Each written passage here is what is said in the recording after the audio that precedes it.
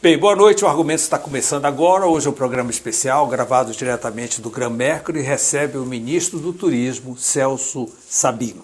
Convido você a nos acompanhar, estamos no ar. Bem, vamos começar o programa de hoje conversando com o ministro do Turismo, aproveitando a passagem dele por Belém, que sempre é muito corrida, muito rápido. Ele não deixou de ser político, embora esteja um pouco afastado da Câmara nesse momento, que está no Ministério, continua aquele político do dia a dia, muita gente, muitos eventos, muitas reuniões.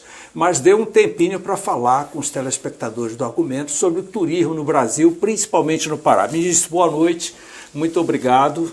Sei que está meio afônico de tanto falar, né? Mas agora o telespectador do Argumento também quer me ouvir. Obrigado, Mauro. Para mim é sempre uma satisfação muito grande poder estar aqui nesse programa que tem toda uma história na TV paraense. Você conhecido como um jornalista sempre polêmico, mas também muito fiel à notícia e especialmente fiel ao público que o assiste. Ministro, quando se fala em COP, naturalmente nós estamos preocupados com a questão das mudanças climáticas, mas nós de Belém estamos sendo pressionados por detalhes de infraestrutura. A mídia nacional ainda fica cutucando, é uma notinha aqui, uma notinha ali, não temos condições, os preços estão absurdos. Engraçado que ninguém fala dos preços de Copacabana na época do Réveillon ou na véspera do show da Lady Gaga, mas fala aqui dos preços da COP, né? Então eu lhe pergunto o seguinte, o que é que falta para o governo federal, o governo estadual, bater o martelo? Já temos as hospedagens. Nos próximos dias, as hospedagens que nós estamos planejando, que vão acontecer embarcadas nos navios que o governo brasileiro está trazendo para hospedar boa parte das delegações, vão estar disponíveis no mercado. Então, a partir desse momento, a oferta vai aumentar significativamente e os preços vão dar uma equalizada. Sim, essa opção dos navios é sempre a melhor, né? A mais fácil, porque também incentivar muitos e muitos hotéis, e depois da COP, nós vamos ter que conseguir muitos e muitos turistas para ocupar esses hotéis. Já o navio é uma opção bem mais inteligente, o senhor não acha? Nós trabalhamos com muito planejamento, o Ministério do Turismo foi instado a participar desses cálculos e nós, através do nosso Fungetur, apoiamos mais de 376 milhões de reais em empreendimentos hoteleiros no Pará, especialmente na região metropolitana de Belém, para aumentar a quantidade de leitos disponíveis na cidade, na região metropolitana. E o fato é que Belém já precisava de mais leitos de hotéis. Sim, uma injeção, sem sombra de dúvida, importantíssima. Não só para mais quantidade, mas também de um pouco mais de variação de níveis de hospedagem. Nós temos hoje disponíveis poucas habitações, por exemplo, em nível de suítes presidenciais, por exemplo. Então, com essa entrada da rede Tivoli, essa entrada da rede Vila Galé e outros hotéis que estão sendo finalizados na capital Belém, nós vamos ter, além de um aumento da oferta de leitos, nós vamos ter também uma variedade maior em categorias de leitos disponíveis. Bem, o senhor falou no Fungetur. Eu ouvi falar que está sobrando dinheiro ainda no Fungetur, que a burocracia exigida afugentou os empresários de turismo, é verdade? Não, não é verdade não, está faltando, já foi todo o dinheiro, estou trabalhando para aportar mais agora, esses 370 já foi todo contratado. O fato é que realmente é um recurso fácil de se obter, é um recurso que você tem, barato, dependendo da situação, até 5 anos de carência para começar a pagar, 12 anos para pagar, uma taxa de 6, 7, 8% ao ano. Então, as pessoas que atuam no ramo do turismo estão preferindo muito mais o Fungetur do que outras fontes, como o Fundo de Desenvolvimento da Amazônia ou outros ligados ao BASA ou ao Banco do Brasil, estão preferindo o nosso Fungetur. Até, muitas vezes, empreendedores que nem têm o turismo como forte atividade principal, têm buscado o Fungetur. Então, a gente teve que priorizar ali o que é realmente para o turismo, o que é realmente para a habitação, e nesse momento, dada a urgência, o que era efetivamente relacionado à COP. Há um tipo de fiscalização por parte do Ministério para ver se esses recursos realmente estão sendo injetados e que eles passem a funcionar a partir da COP? 100%. O Ministério tem acompanhado, inclusive nós fizemos uma portaria extraordinária para atender empreendedores para a COP, para ampliar a oferta de meios de hospedagem, de leitos. e a gente tem acompanhado para e passo, não só as contratações, mas as realizações desses empreendimentos. O Ministério tem atuado fortemente em todo o país, mas, claro, de forma muito presente aqui na capital do Pará. Eu sei que é um desejo seu ampliar o número de rotas internacionais, incluindo Belém, mas efetivamente até agora só houve um anúncio de um início de voo da Gol para os Estados Unidos. O que é que falta para o restante? Na verdade, Mauro, nós tivemos um incremento na frequência da companhia TAP, Transporte Aéreo Portugal, que faz a rota Belém-Lisboa, que eram 3 frequências semanais. A informação última que tive é que já estava em 6 e que já estava anunciando a 7ª, ou seja, passar a ter voo diário para Lisboa. Da mesma forma, os voos para Fort Lauderdale da Azul começou com 2, 3 frequências, começou não tem muito tempo, e agora nós já estamos num nível de já estar próximo de ter frequência diária. A Gol se antecipou a Latam e anunciou já o voo direto, já vai começar a operar às 15 agora de junho. O voo direto Belém e Miami. O forte hub da Latam hoje é em Lima. É em Lima. Então teríamos um voo de direto. Lima está quase para a Latam, como o Panama City está para a Copa. Ministro, em nível, por exemplo, da indústria de cruzeiros, os cruzeiros que aportam no Pará, eles não saem do Porto de Santos e do Rio de Janeiro. Nós estamos incluídos no Caribe Sul. São pessoas que estão no Caribe e que querem conhecer o Rio Amazonas. Então nós estamos tão próximos, eles vêm, dão um pulo, graças a Deus, nós estamos numa ponta e Santarém está no meio até chegar em Manaus, né? Então nós cobrimos o Rio Amazonas todo. O que é que falta para essas empresas, essas companhias de aviação, conseguir incluir Belém nesta rota do Caribe? Hoje as companhias no mundo estão muito carentes de aeronaves. Você construir um avião, você não constrói ele em uma única fábrica. Você precisa de centenas de fábricas para produzir todos os componentes que são utilizados na indústria da aviação civil. Então, com a pandemia, nós tivemos uma deficiência muito grande na indústria de base da aviação civil. E até hoje nós não conseguimos retomar a produção de aeronaves para atender todo o mercado, a carência do mercado global, não estamos falando só do Brasil. Então hoje nós temos uma deficiência muito grande de aeronaves, a gente tem conseguido alguns avanços, a gente tem ampliado, e é correto dizer que nós ampliamos a aviação civil no Brasil. Nós incluímos mais de 20 milhões de pessoas na aviação civil em 2 anos, na aviação civil doméstica. Tá? Em 2022 nós tínhamos 97 milhões de passagens voadas no Brasil. Em 2023 fomos para 112 milhões, estrondo um recorde histórico de 118 milhões de passagens voadas no ano passado. Aumentamos a oferta de assentos disponível na aviação doméstica nacional em cerca de 12,5% e aumentamos em 20% a oferta de assentos disponíveis nos voos internacionais para trazer estrangeiros para o país, através de diversos programas, como, por exemplo, o Programa de Aceleração do Turismo Internacional, PAT, onde nós aportamos recursos na promoção de destinos nacionais em cidades origens de voos, como troca de investimentos para que companhias possam voar para o Brasil. E assim conseguimos trazer diversos voos para Salvador, para Recife, para diversas cidades do Brasil. Conseguimos ampliar a nossa ligação aérea com o Chile, conseguimos ampliar a nossa ligação aérea com o Paraguai, com o Uruguai, com a Bolívia, com o próprio Peru e especialmente com a Europa. Estamos em vias agora de finalizar uma negociação com a Alta para que, dentre 3 empresas do Caribe, pelo menos uma possa voar diretamente para o norte do país. E aí a gente estaria incluído Belém. A gente tem avançado bastante, Mauro, na aviação civil. Você me perguntou o que precisa, falei que são aviões, mas a gente não desiste no primeiro obstáculo. O governo brasileiro tem atuado firme, prova disso é o resultado positivo no aumento da oferta. E houve algum incentivo do governo, incentivo fiscal, por exemplo, para operar essas novas rotas? Além do PAT, que é um programa nosso do Ministério do Turismo, junto com Portos e Aeroportos em Embratur, nós temos parcerias com governos estaduais, porque os tributos que incidem, especialmente na aviação civil, são os tributos que incidem sobre o consumo, né, sobre o valor adicionado, no caso, em grosso modo, o ICMS. especialmente sobre o querosene de aviação. Então, muitos governos estaduais têm concedido benefícios, inclusive do Pará, para que companhias venham para cá trazendo voos internacionais e, especialmente, voos domésticos.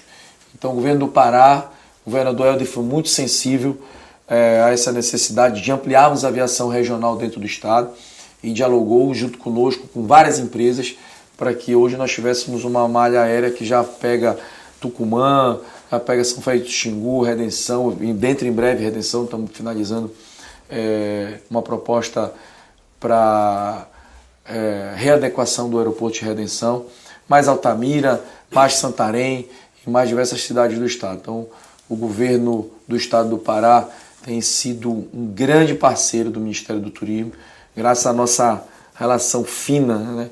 Eu com o governador Helder também, a gente tem dialogado bastante, toda semana, por isso que o Pará, no ano passado, foi um dos estados que mais cresceu, inclusive com o turismo, quase 50% a mais de turistas internacionais. O senhor passa sempre aqui, toda vez que viaja para Belém, pelo aeroporto de Valdecanes. Eu sei que o senhor vai me dizer que isso é uma função do Ministério de Portos e Aeroportos, mas qual é a sua impressão sobre essa reforma do aeroporto?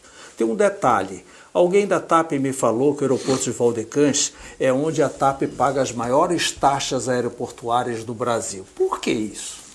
No ano passado, 2024, foi o melhor ano do turismo no Pará e foi o ano em que o Aeroporto Internacional de Belém mais registrou passageiros transitando por aquele aparelho. Nós batemos todas as marcas históricas e fechamos o ano com mais de 4 milhões e 100 mil passageiros transitando naquele aeroporto. Como estão as obras do aeroporto? Dentro do acordo de concessão que foi feito, a companhia NOA deverá investir mais de 400 milhões de reais em readequação e reforma daquele aeroporto. Se você visitar o aeroporto, domingo, meia-noite, tem gente trabalhando. Isso é um trator dentro do aeroporto. Tá um transtorno, claro, porque sim, as obras trazem transtorno. Não dá para fazer omelete sem quebrar o ovo. Mas ninguém pode dizer que está passando pelo aeroporto e a obra está parada, ou que não tem ninguém trabalhando. Então, todo dia, de dia e de noite, tem gente trabalhando. Tenho certeza que essa obra será entregue com uma folga em relação à realização da COP, porque todos os prazos previstos nos cronogramas estão antecipados das obras do aeroporto. Em relação ao valor que é cobrado da companhia TAP pela operadora do aeroporto, eu vou ficar devendo para você essa informação, porque eu não sei a taxa que a TAP paga. Por que também a mídia nacional ainda insiste nessa conversa de fatiar a COP? Alguma coisa no Rio, alguma coisa em São Paulo, o resto aqui, nós não temos infraestrutura aqui e acolá. Não está precisando uma mídia nacional e internacional sobre a COP? Já temos a infraestrutura, está tudo ok, qual é o problema? Crítica acontece, não só porque é no Pará, porque quando teve as Olimpíadas e quando teve a Copa do Mundo com jogos no Rio de Janeiro, com jogos em São Paulo, também diziam que não ia funcionar, também diziam que não ia dar certo, também falavam que o estádio não ia ficar pronto, que ia ser uma vergonha. A única vergonha que foi os 7-1 lá. Se não fosse os 7-1, não passamos vergonha, foi nenhuma. Estava tudo funcionando perfeito, segurança, estádios impecáveis, tanto para a Copa quanto para as Olimpíadas. E assim vai ser a Copa aqui em Belém. As obras estão todas dentro do cronograma. As pessoas estão vendo as coisas acontecerem, as coisas sendo realizadas e ficam criticando. Vai ter a Copa, vai ser um sucesso. A cidade vai ficar lotada? Vai. Como todas as últimas COPs que aconteceram, as cidades ficaram lotadas. As COPs estão, infelizmente, deixando de ser uma discussão de texto, de acordo entre as Nações Unidas. Para ser uma grande festa. Para ser um grande evento, um grande encontro. Às vezes as pessoas estão aqui discutindo o texto do acordo e outros estão ali sem saber nem o que está acontecendo ali e vice-versa. Mas vai ficar lotada como ficaram as outras COPs. Nós vamos ter uma COP bem provavelmente melhor, inclusive, do que a COP que aconteceu no Azerbaijão, em Baku, onde estive. Essa antecipação do encontro dos líderes, isso vai ampliar o tempo da COP, né? Mais uma semana. Excelente. Se nós pudermos ficar recebendo COP aqui por 6 meses, seria melhor ainda para Belém, diz aí. É verdade. Então os líderes vêm uma semana antes. O que seriam 10 dias já vão ser 15 dias de movimento. Na verdade, um pouco mais. Acho que os líderes vão vir mais de uma semana, acho que uns 10 dias antes, e a COP antes era prevista, se não me falha a memória, para 11 dias. Então ela vai acabar sendo 20 e poucos dias. Então isso é bom para a cidade, Isso é bom para que mais pessoas venham aqui ver como vive o povo da Amazônia, e perceber que quando está lá em Nova York ou em Tóquio, olhando a foto do satélite, vendo aquela copa das árvores, saber que embaixo daquela copa tem gente também que vive, que mora, que sustenta a sua família, que para cuidar das florestas tropicais no planeta nós temos que cuidar das pessoas que moram nela também. E, ministro, como é que vai ser o Ministério do Turismo, comandado por um paraense, durante a COP no Pará? Um desafio grande, mas estou muito feliz porque, como você sabe, e o Mauro Bona, a gente é um estudioso, além de jornalista, lê muito, um cara super atual, lê todos os veículos de comunicação do Brasil, e ele sabe muito bem o que eu vou falar. No ano de 2024, os indicadores que medem a atividade turística no Brasil, indicadores como o número de brasileiros viajando dentro do Brasil, ticket médio, gasto por pessoa de brasileiros viajando dentro do Brasil, número de estrangeiros que visitaram o Brasil, valor gasto em dólares de estrangeiros no nosso país, quantidade de pessoas que viajaram de avião, viajaram de carro, que passaram pelos aeroportos, que passaram pelas rodoviárias. Então, todos os indicadores que medem a atividade turística no nosso país, todos, nós não apenas superamos o ano anterior, de 2023. Nós não apenas superamos o período pré-pandemia, 2019, 2018. Nós não apenas superamos os últimos 20 anos, desde quando existia o Ministério do Turismo, mas nós quebramos todos os recordes da história do turismo brasileiro no ano de 2024.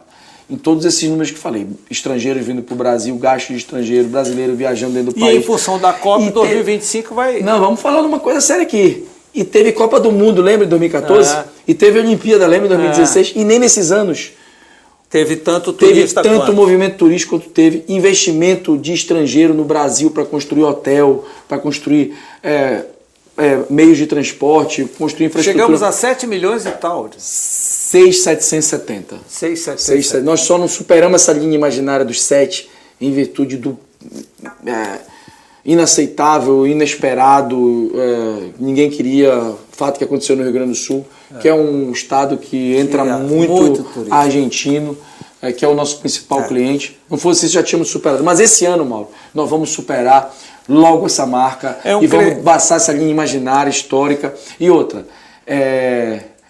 o que nos leva a crer isso? O ano de 2024 foi excelente, batemos todos os recordes. Janeiro e fevereiro desse ano.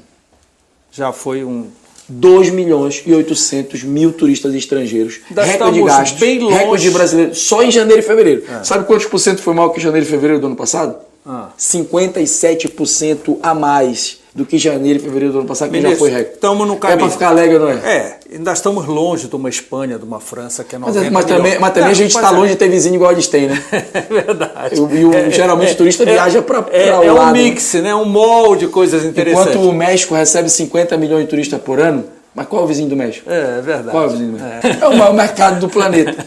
O nosso vizinho aqui é a Venezuela, o Peru, a Bolívia, o Paraguai. Não dá. Assim, não fecha o mix. O principal cliente do turismo brasileiro ainda é o próprio brasileiro e a gente tem vencido muitas etapas para trazer cada vez mais. Os japoneses cresceram muito. É verdade. Agora também tem outra situação importante. O crescimento que a gente está tendo no turismo é algo sólido, é algo estável. Prova disso acontecem eventos internacionais. Agora a gente está vivendo um momento delicado na diplomacia internacional, uma guerra de taxas, Estados Unidos, China, você está acompanhando isso aí, e não afeta. Já tivemos outros momentos parecidos, não afetou. Variação de câmbio de dólar, não afetou. Para cima, caiu, subiu de novo, não afetou. Então, isso nos leva a crer, especialistas dizem que veio para ficar, não vai ter retrocesso. O crescimento que a gente vem tendo no turismo é algo sólido e rígido, e é daqui para frente. Eu estou dizendo assim, viramos a chave. Ministro, nós vamos conversar no próximo bloco sobre a Casa Brasil, que o seu ministério vai estar lá em Belém durante a COP. Tá ok? Eu volto já. Bem, estamos de volta com a nossa conversa com o ministro do Turismo, Celso Sabino. Mas sim, ministro, a Casa Brasil, o instrumento do Ministério do Turismo durante a COP, onde vai funcionar? O que vai acontecer lá? Conte um pouquinho para nós. Uma das ferramentas. Uma das ferramentas. Parece que é a mais importante, é o palco. Vamos estar com um time todo aqui para acompanhar não só os turistas internacionais que vão vir, mas também os turistas domésticos. A gente está com uma política de apoio ao turista. Nós já, esse ano, vamos para o 3º ano consecutivo que vamos fazer em Belém, no mês de outubro, no 2º domingo de outubro, a Casa do Turista, a Casa do Turismo. Onde será? Que é um espaço... Nos últimos 2 anos a gente fez na Avenida Nazaré. Esse ano a gente está conversando com o governador para fazer ali ao lado da varanda do governo do estado, ao lado da varanda da Fafá, fazer ali um espaço para receber os turistas, para ter exposição de arte. O detalhe dali é que tem que acordar bem mais cedo, viu? Pois é. A partir de Belém, nós começamos a fazer algo parecido esse ano em Trindade, que tem uma grande manifestação da procissão do Divino Pai Eterno, e vamos também para Aparecida, para a Catedral de Aparecida, no mês de outubro, onde tem as grandes procissões. Você que é um estudioso no turismo também, no jornalismo, você já ouviu essa expressão de que a Torre Eiffel recebe mais turistas do que o Brasil? Sim. Já ouviu? Pronto. A Torre Eiffel recebendo cerca de 7 milhões de turistas. Um aparelho que existe na França, que inclusive é um dos monumentos mais visitados do mundo, né? Mas vamos comparar alho com alho e bugalho com bugalho. Quem visita a Torre Eiffel não é só gente de fora da França, é também gente de dentro da França. A Catedral de Aparecida, lá em São Paulo, recebe 10 milhões de pessoas por ano. Então, você tem uma ideia da dimensão do que é o turismo religioso no nosso país. E começou aqui em Belém, a Casa do Turista já está se expandindo para outras cidades do Brasil. Vamos fazer aqui em Belém também, do período da COP, uma iniciativa que nós tivemos nas Olimpíadas de Paris, Casa Brasil, onde lá em Paris nós tivemos a oportunidade durante as Olimpíadas de apresentar vários atrativos turísticos brasileiros. A própria TV Globo utilizou o espaço para fazer entrevistas com medalhistas olímpicos brasileiros. Tivemos apresentações culturais, tivemos várias exposições. Repetimos a dose na COP29 no Azerbaijão, em Baku. E vamos fazer aqui a maior de todas as Casas Brasil que já foram feitas em toda essa nossa experiência. Deverá funcionar ali na Praça Dorothy Ten, que fica ao lado do parque, onde vai funcionar... Na Senador Lemos. Final ali da Senador Lemos.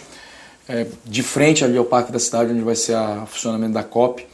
E lá a nossa ideia é termos um espaço multiuso que, além de apresentações culturais, artísticas, exposições de arte, demonstrativos de atrativos turísticos nacionais, fotos, vídeos, nós vamos ter também um espaço para que agentes do governo brasileiro, o ministro da Agricultura, queira fazer um almoço para os ministros da Agricultura que vão estar vindo para a COP. Lá terá um espaço.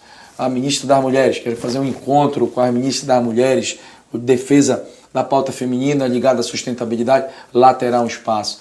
Nós também estamos franqueando cotas de patrocínio para que empresas que têm assuntos a expor relacionados à sustentabilidade e ao turismo possam, por exemplo, nós já temos manifestação da companhia de carros BYD, nós já temos manifestação de interesse do Banco Santander, nós já temos manifestação de interesse, vai estar conosco, já confirmou o Sebrae Nacional.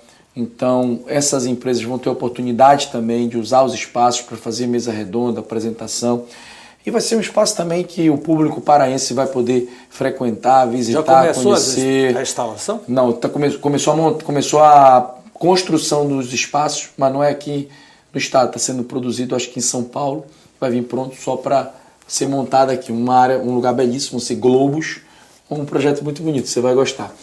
E qual é a principal vantagem, o principal ganho do público paraense com a Casa Brasil e com o momento que o turismo no Brasil vive, especialmente o turismo no Pará?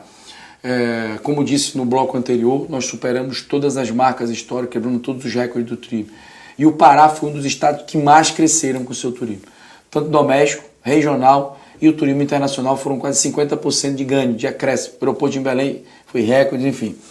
Então, o que isso traz de vantagem para o João que está nos assistindo, para o Marcos, para o Marcelo, para o entregador, para o empresário, para o dono da lanchonete ou para o estudante de medicina? Isso traz de vantagem porque quando o turismo aquece no estado, movimenta a economia, esse hotel que nós estamos gravando a entrevista, vai precisar contratar mais engenheiros para ampliar o seu número de quartos, vai precisar contratar técnicos em nutrição para melhorar o seu cardápio, de repente vai precisar ampliar a sua cozinha e com isso vai comprar ali nas empresas que vendem material, e essa empresa vai começar a ganhar mais, vai precisar contratar mais vendedor, a economia cresce em escala. O turismo é uma das atividades no planeta que mais faz a economia crescer em escala. Então você já vê um avanço da atividade econômica no Pará. Eu não tenho dúvida, Mauro, que durante a COP, graças à realização desse grande evento e o turismo que vai vir durante a COP, antes e também depois, nós vamos chegar em Belém, na região metropolitana de Belém, próximo ao pleno emprego. Hoje, na data de hoje, você que está nos assistindo é testemunho. Se você quiser contratar um mestre de obra para fazer um banheiro na sua casa, você já tem dificuldade hoje. Se você precisar fazer uma alteração na rede elétrica da sua casa, precisar de um eletricista, você já tem dificuldade em achar um eletricista. Se precisar contratar um engenheiro, talvez esteja pior ainda. Então, o que acontece? Garçom, camareira, arrumadeira, tradutor, motorista, todas as profissões estão tendo já uma demanda muito grande. Esse ministro do Turismo aqui aposta suas fichas que no período ali, setembro, outubro, novembro e dezembro, nós vamos estar na região metropolitana de Belém com uma marca muito próximo do pleno emprego. Ministro, a culinária é um dos principais ícones do turismo no Pará. E existem 2 projetos, um do senhor fazer uma cozinha laboratório no Instituto Federal do Pará. A escola de turismo é um sucesso, está lotado, mas falta um laboratório cozinha. E o SESC também está pedindo o seu apoio para fazer uma escola, um restaurante escola ali na ladeira do castelo, aí já tem um local lá, está tudo bonitinho, só esperando o seu apoio. E a culinária, de interesse? Eu recentemente dei uma entrevista na TV Cultura e falei o quanto a nossa culinária do Pará é deliciosa, extravagante e como os nossos chefes extraordinários de cozinha regionais têm utilizado as essências da Amazônia para fazendo quase que uma alquimia, preparar pratos deliciosos. E dei um exemplo, eu tenho certeza que vai estar assistindo aqui também, eu quero, com a sua permissão, mandar um beijo para Dona Fátima, minha mãe, que é a melhor cozinheira de maniçoba do mundo. Beijo. E, sem dúvida nenhuma, a gastronomia, ela puxa muitos turistas. Você vê o exemplo que nós estávamos falando do Peru, onde muita gente vai para o Peru por causa da gastronomia. Não tem outras grandes coisas que possa servir de atrativo. E a gente de lá dizendo que o preá é uma delícia. E aqui a gente tem a beleza do tucupi, do jambu, dos camarões, do pescado nosso da Amazônia, que é realmente uma coisa extraordinária. O fato é, nós já criamos concedemos inclusive ao Saulo, nosso chefe paraense, o título de embaixador da gastronomia, do turismo e gastronomia no mundo, pela ONU Turismo.